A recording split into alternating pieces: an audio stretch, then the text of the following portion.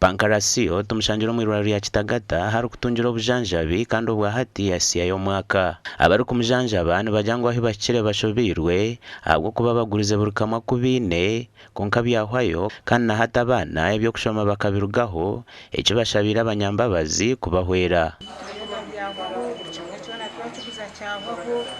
Twaronda icyo gukora cyabura mwene tusaba ubuyambi tujyemo dusobirwe ikwamaka gitu tukagasigaho twargacaca kandi za kurebera munyanyazi wanje ebintu byona byafa ati nimvura byo n'ibintu byona bitwireho twaguza amataka gaho buri kimwe cyona twacuza cyabaho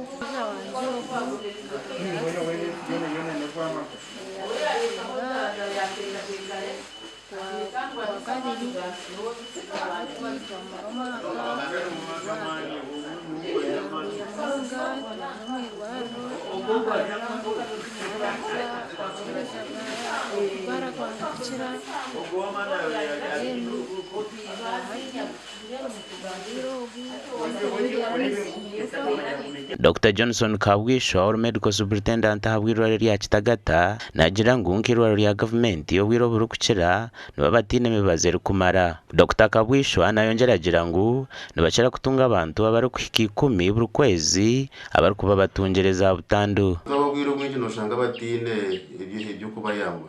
Ibire nke mbazi. Mabaro ga government abinji noshanga tine mibaze kumara. So mwende jembaswe kubihireho ushanga ngo ngure natekwa kwegurire mbazi.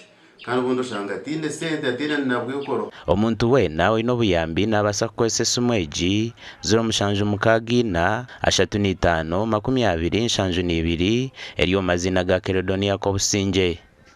Gasha kwa Dan basibi.